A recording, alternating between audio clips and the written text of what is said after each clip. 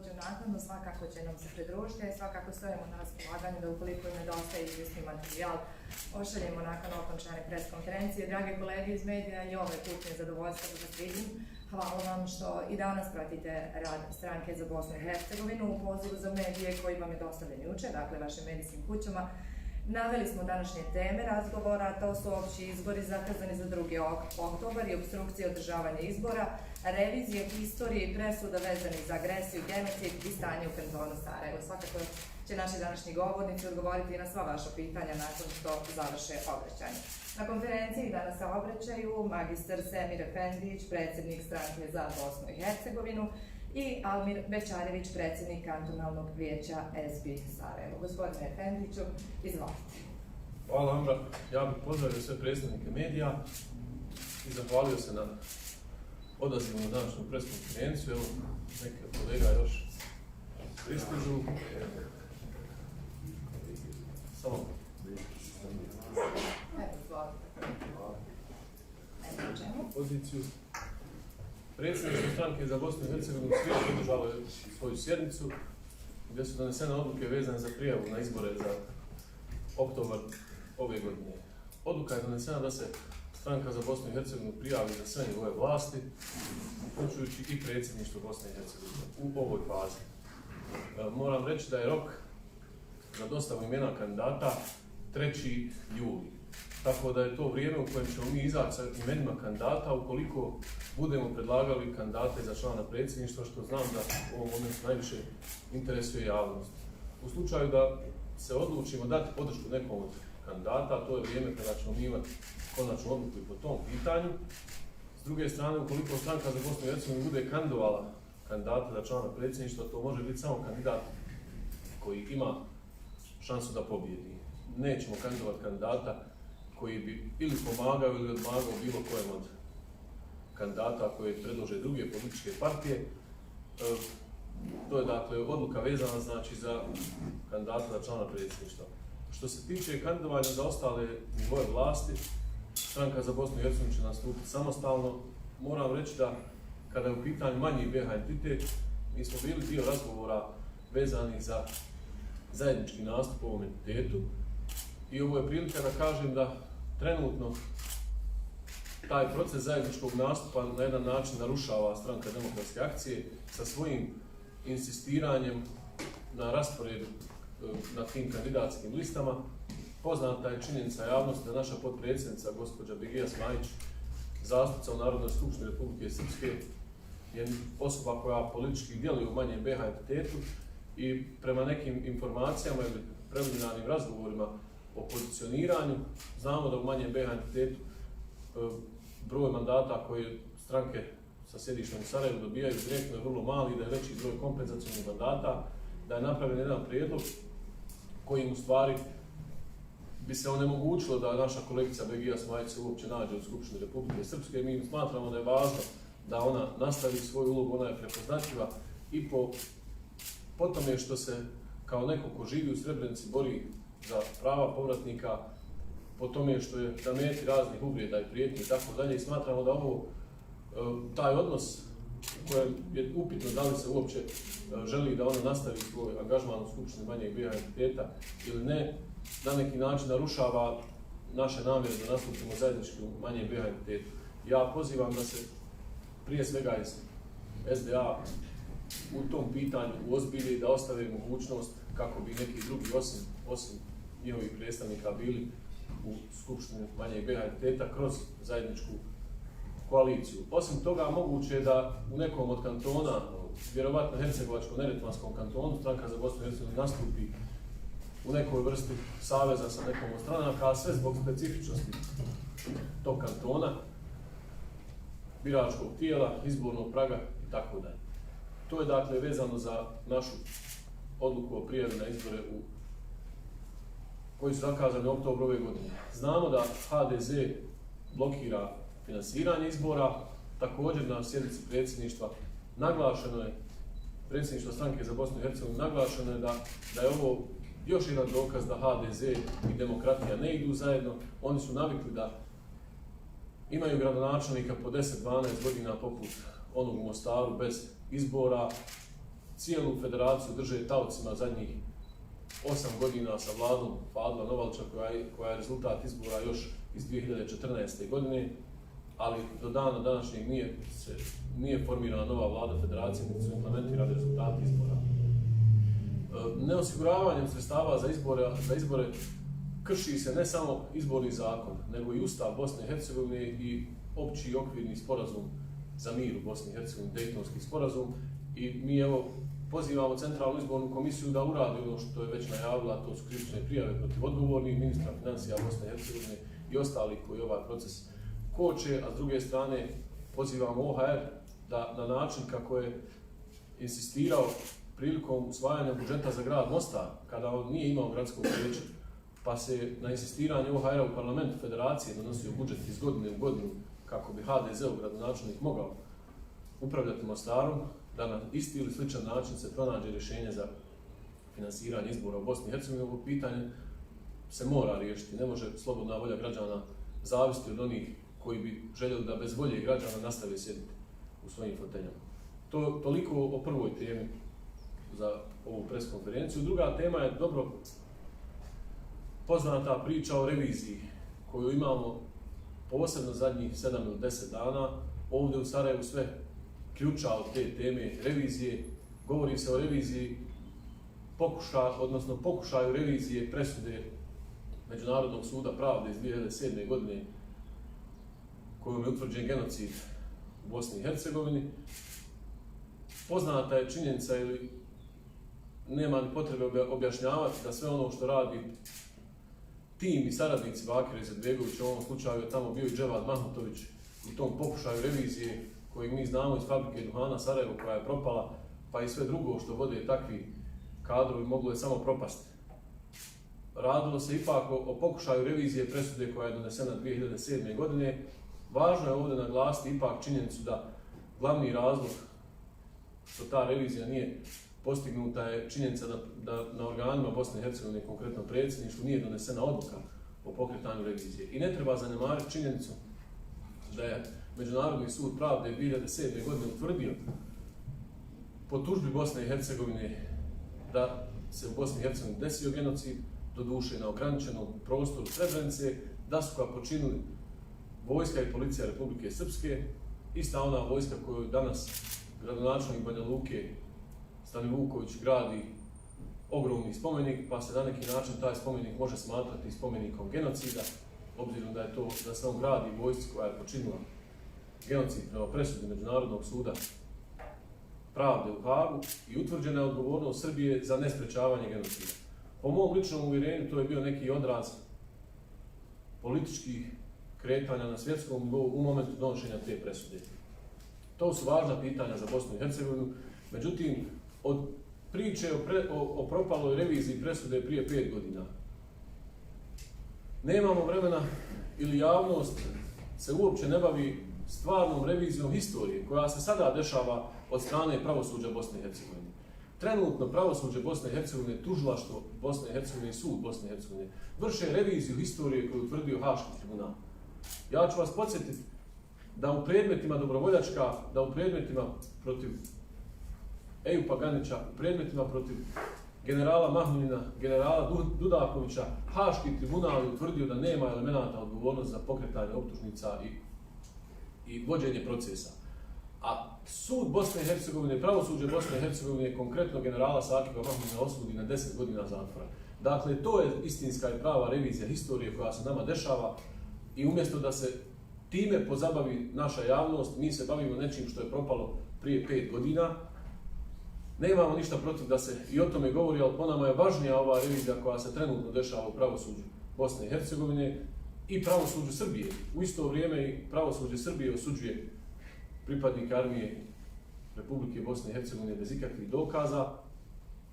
Imamo informacije da jedna od tužiteljica koja učestvuje u predmetu protiv generala Dudakovića je dobila orden od Aleksandra Vučića za navodne zasluge njenog oca u Drugom svjetskom ratu. Ja bih volio da pažnju javnosti i fokus javnosti usmjerimo na ovu reviziju i ona ima veze sa onim što također zaokuplja našu javnost, a to su pokušaji prebrojavanja ubijene djece u opkoljenom Sarajevu, razne druge kampanje koje se ovdje provode u vremenu dok se dešava stvarna revizija historije, a sve prema zamisli i planu memoranduma 2 Srpske akademije nauka i umjetnosti po kojem u Bosni i Hercegovini treba izjednačiti, u najmanju ruku izjednačiti krivicu i ti procesi se trenutno vode. I dok se oni vode, u Sarajevu sve vriji i sva pažnja je usmjerena na jedan proces ili događaj koji je završen u nekom ranijem periodu, tako da bi barem toliku pažnju koliko ima ova tema vezana za reviziju presude Međunarodnog suda pravde po tužbi Bosne i Hercegovine trebala imati tu pažnju i revizija historije koju vrše pravosudni organi Bosne i Hercegovine. Ja bih za početak toliko, a nakon što kolega Almir završi svoje izlaganje, bit ću otvoren za vaša pitanja. Zahvaljujemo gospodinu Efendiću, gospodinu Pečareviću, izvolite, obratite se.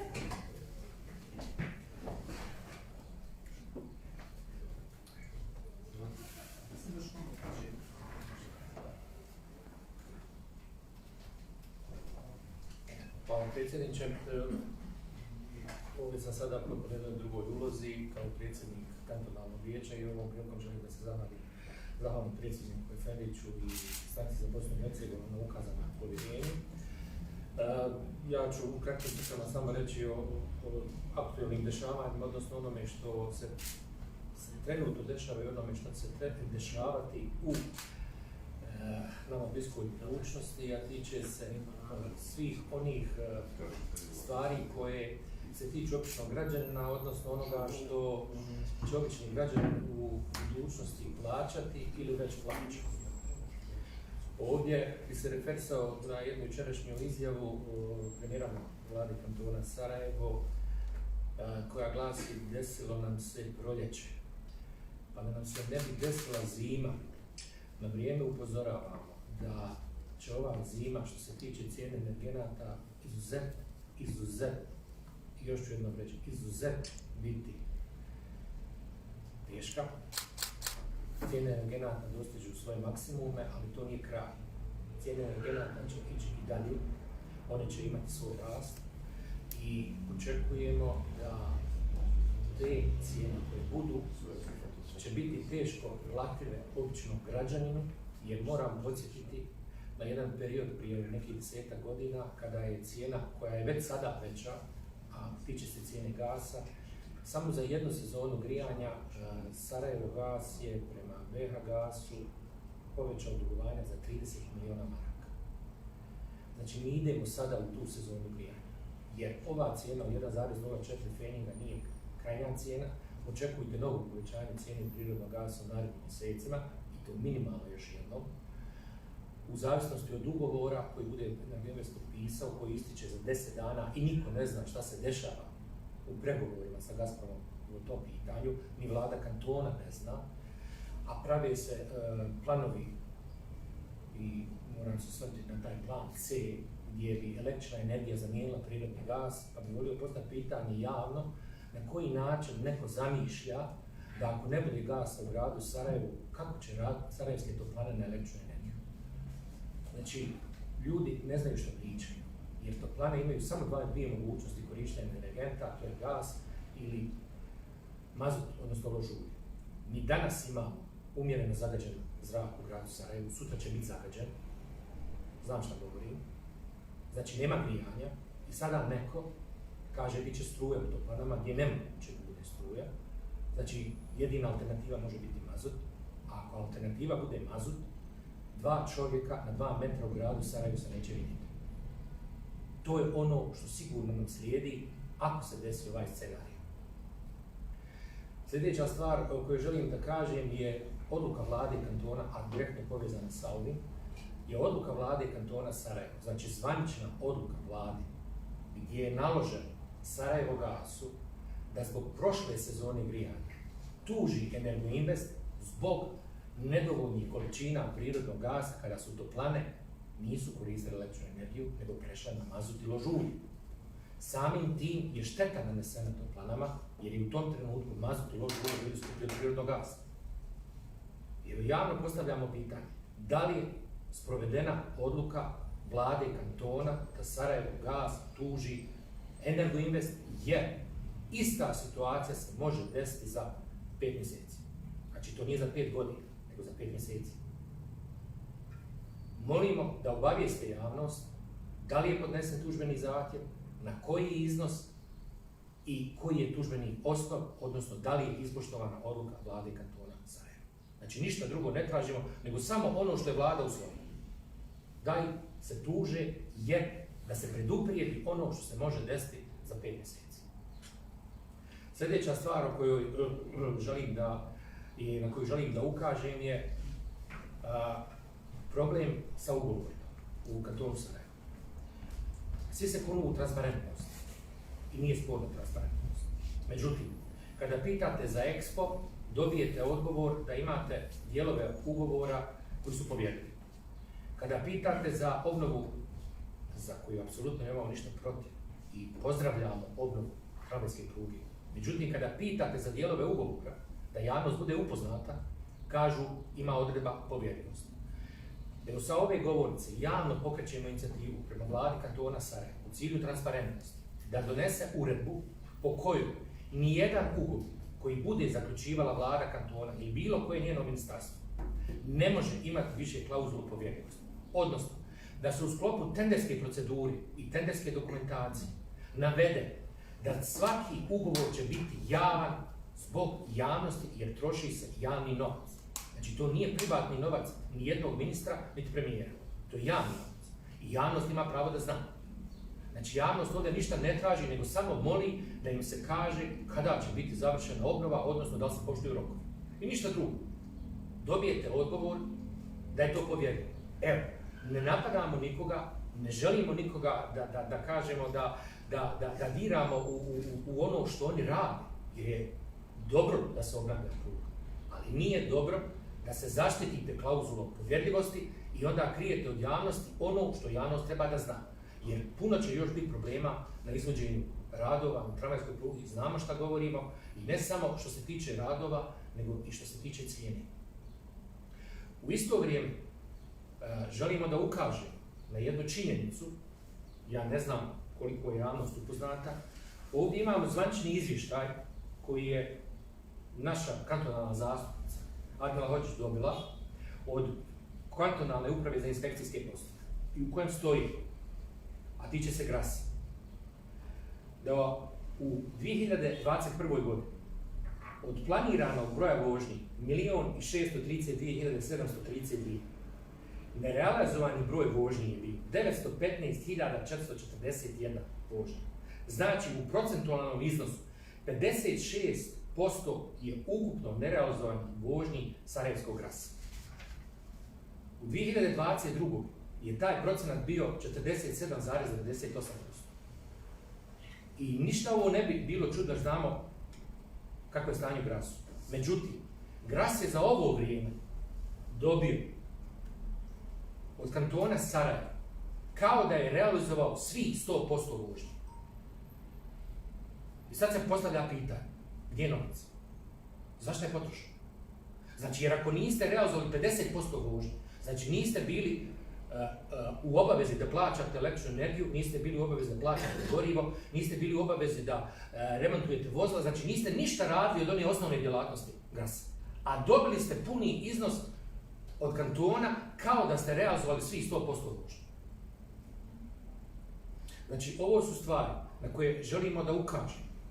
I jednostavno da sugerišemo da u cilju transparentnosti vlada kantona Sarajevo ispoštuje svoju uredbu, znači opet svoju uredbu u kojoj kaže da svako javno preduzeće, svaka institucija, poslije bilo koje sjednice organa upravljanja, poslije bilo kakve dodjele, bilo kakvih financijskih sredstava, u roku od 5 dana na svojoj internet stranici treba da objavi te podatke. Napravite analizu. Trenutno u kantonu Sarajevo niko ne objavljuje podatke ili ih objavljuju sa zakašnjenjem od 2, 3, 5, 6 mjeseci, a vlada kantona Sarajevo nikada nije objavila ni jedan izvještaj sa svoje sjednice koju održava. Federalna vlada, kakav god bio, sa svake sjednice vlade objavi. Znači objavi kratki siže onoga o čemu je raspravljala. I javnost ima mogućnost da se upozna s tim. Sa druge strane, vi imate vladu da se kune u transparentnost i nijednom nikada nije objavljen nijedan podatak šta se raspravljalo na sjednicama vlade i kantona. Ništa. Znači imate tamo izuzev dnevnog reda. Uredno objave jedino dnevni red. Ali izvještaj ne. Javna preduzeća ne. Odnosno, objavljuju, ali sa zakašnjenjem od po nekoliko mjeseci. Inspekcije su prije godinu dana obišle mnoge institucije. Ali znate zašto su ih obišli? Zato što su tada bili oni drugi na vlasti. Sad kad su ovi na vlasti koji su to donijeli, sad ne trebamo gledati naša preduzeća. Dajte da ispoštujemo da bude prema svima isto. Znači ako ste one kontrolisali, kontrolišite i ove. Kontrolišite i sami sebe. I onda će biti jednako prema svima. U ovoj transparentnosti u kojoj se svi kunje. Znači to su stvari koje su u cilju, evo opet kažem, nikoga ne prozivamo, javno, ne govorimo ni imena ni prezimena, ali sezona grijanja će biti teška, izuzetno teška. Cijene će biti strahovito velike. Nikad veće u kantonu Sarajevo cijene energenata neće biti nego kako sad stvari stoje naredne sezone grijanja. Nikada veće. Znači ono što je nekada građan u januaru plaćao prije prelaska na turski tok, u januaru 300 maraka, sada će plaćati između 500 i 600 maraka samo u januaru. Pogledajte koji je to udar na kućne budžete i kako će građani preživjeti. O tome niko ne priča. Nego pričaju o nekim planovima, niko nijedan plan nema, jer kažem, evo, što se tiče električne energije, i volio bi isto pored tog plana da neko objasni kako misli električnu energiju upotrijebiti u visokoj peći u ArcelorMittalu. Znači, to su besmislene stvari. Evo, to je u kratkim crtama ono na što trenutno želimo da ukažemo i otvoreni smo za pitanja svake vrste i što vas interesuje. Hvala vam gospodine Bečarević. Dakle, kolege, ukoliko imate neka pitanja izvolite, kolege Haja televizije. Evo ja bih samo zamolila, ako nije problem gospodin Bečarević, samo da kaže 300 maraka ste mislili da plin, samo da. to. Plin, Znači, okej, razumjela sam. Znači 300 maraka u januaru, sad će biti između 500 i 600 maraka ove sezone grijanja. Očekujte novo povećanje cijene i ja sam zaboravio samo još jednu stvar, ja se izvinjavam predsjedniče, jučer se ta vijest pojavila, odnosno sinoć. Gospodin Tegeltije je u Njujorku dogovorio da će Bosna i Hercegovina biti uredno snabdjevena prirodnim gasom ako bude potrebno preko Mađarske.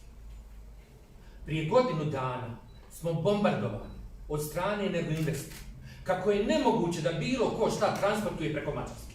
Sad vi meni recite, kako neko poslije godinu dana kaže transportovat ćete preko Mađarske, a tamo imate spor od $21 milion koji nema dileme da li će ova država izgubiti. Znači, pazite šta se radi.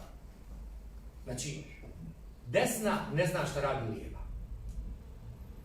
Hvala. Hvala i vama. Ukoliko neko od kolega, izvolite. Ja bih sada, ako nije problem gospodine Pranić, imam nekoliko pitanja. Prvo, da li sam ja dobro shvatila da stranka za Bosnu i Hercegovinu izlazi iz priče o zajedničkom nastupu probosanskih stranaka u RS-u ili ima uslov da, kako sam shvatila, SDA drugačije pristupi cijeloj ovoj priči? Mi ovdje upozoravamo da način na koji se vodi ta priča ugrožava cijeli zajednički nastup. I rekao sam zašto je to. Ta odluka, naravno, mislim da je 14. juni rok do kada se Centralnoj izbornoj komisiji zvanično dostavljaju prijedlozi za koalicioni nastup stranaka na izborima.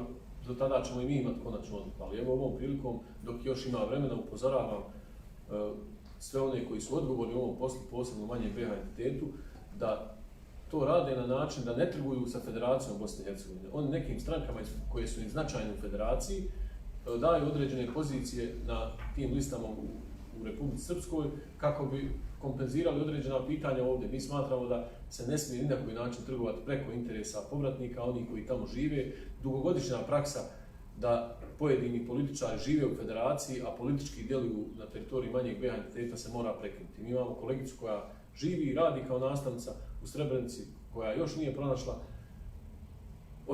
posmrtne ostatke svojih članova porodice i imamo izuzetnu njenu borbenost u skupštini manjeg BiH entiteta i sada se kroz postavljanje listi pokušava u stvari ona isključiti ili onemogućiti da se ponovo nađe u skupštini manjeg BHT. To prema našem mišljenju nije korektno.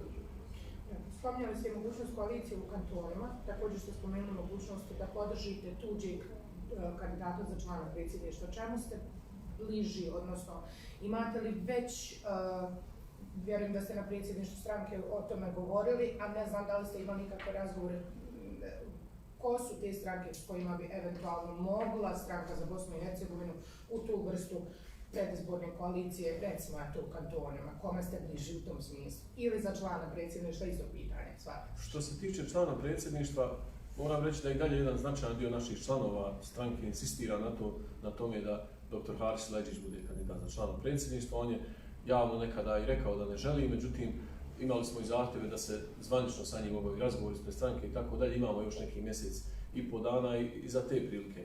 Jedan broj članova stranke insistirao na tome da to budem ja kao predsjednik stranke. Imali smo prijedloge i za doktora Omerovića iz Mostara, nekadašnjeg ministra zdravstva federacije. Dakle, postoji više imena koja bi mogla biti u opciji. Međutim, to može biti samo ime koje ima šansu i priliku da pobjedi u ovoj utakmici. Mi nemamo namjeru učiniti nešto da bi nekom od kandidata pomogli ili odmogli. Ako to budemo radili, radit ćemo to javno, transparentno, izaći sa podrškom nekom od kandidata za kojeg budemo smatrali da je dobro da bude. To također nije nemoguća opcija, ali evo imamo otprilike neki mjesec i pol dana za našu konačnu odluku po tom pitanju. Moram reći da evo imali smo nekoliko upita da li ćemo podržati kandidata trojke, sad hoće li to biti trojka, petorka, sedmorka, ne znamo ni mi, ali činjenica je da zvanično još nije predložen taj kandidat. Do naše sjednice trojka nije izašla sa imenom kandidata. Posljednje informacije od strane gospodina Denisa Bećirevića su bile da on ne želi biti kandidat. Hoće li to pitanje biti riješeno i na koji način, vjerovatno hoće u narednim danima. Mi ne možemo svakako prije zvanične odluke te grupe stranaka to komentarisati, ali evo, na kraju krajeva imat ćemo potpunije informacije u narednom periodu i prema tome se biti u mogućnosti odrediti. A s kim biste zajedno u kantonu? Ovo što se tiče koalicija na kantonalnom nivou, govorio sam samo o Hercegovačko-neretvanskom kantonu. Moguće je da će stranka stupiti u savez sa nekom od stranaka koje također za to iskažu interes ili želji. To će biti odluka naše lokalne organizacije u Hercegovačko-neretvanskom kantonu. Oni su zapravo tražili zbog specifičnosti tog kantona i činjenice da je izborni prag stvarni možda i veći od 6%, a ne 3% kao u drugim kantonima, da se možda pravi neka vrsta dogovora i moguće je da će to biti u Hercegovačko-neretvanskom kantonu. U drugim kantonima ćemo nastupiti samostalno. Ima li neka stranka s kojom to isto popularno? Nećemo li slučajno? Pa od svih stranaka na našoj političkoj sceni mislim da ona koja se zove naša stranka ima najmanje zajedničkog sa strankom za Bosnu i Hercegovinu, da ne bi željeli doći u poziciju da s njima budemo u nekoj saradnji. Ja kad budem bezobrazna, imam još jedno pitanje, ako nima niko od kolega, nego sam čekala. Uopće niste, zašto biste izvolite? Finansijska sredstva za izbore, vi ste spomenuli u svom izlaganju da je visoki predstavnik trebao po principu kako je za Mostar da obezbijedi sredstva. Moje pitanje, spomenula se u jednom momentu opcija posudbi od entiteta za izbore. Šta vi mislite o tome ili mislite da to mora da ide iz države? Mislim da prije svega vijeće ministara koje je zaduženo za to pitanje treba da ga riješi. A ko sve treba učiniti pritisak, evo danas imamo posjete visokih evropskih zvaničnika da se to uradi. Vidjet ćemo, to je pitanje demokratije. Imate, dakle, ja sam podsjetio na slučaj Mostara koji nije nikako imao gradsko vijeće, ali je pod pritiskom OHR-a parlament federacije u jedan niz godina donosio budžet za grad Mostar kako bi grad mogao da funkcioniše. I u tom vremenu upravo HDZ-u gradonačelnik Mostara, pokojni Ljubo Bešlić, je vršio tu ulogu. To pitanje se jednostavno mora riješiti, ali se mora postaviti pitanje odgovornosti. Mi imamo ovdje jedan pokušaj za, kako bih rekao, zavaravanje javnosti od strane HDZ-a koji tvrdi da on u stvari štiti zakon. Pa on štiti zakon time što se ne održavaju, što se ne formira vlast u federaciji već 4 godine nakon što su provedeni izbori 2018. i tako dalje. Dakle, na sceni je naravno nešto sasvim drugo. Pokušaj uvođenja etnokratije u Bosni i Hercegovini, što smo navikli od HDZ-a. I moram naglasiti još ovo, stranka za Bosnu i Hercegovinu, kada je u pitanju kandidovanja za člana predsjedništva, kao i druge stranke u federaciji, ima mogućnost predlaganja kandidata iz reda bošnjačkog i hrvatskog naroda. Hvala. Hvala. Više pitanja nemamo, koliko mogu vidjeti. Hvala vam još jednom što ste danas bili sa nama i naravno vidimo se nekom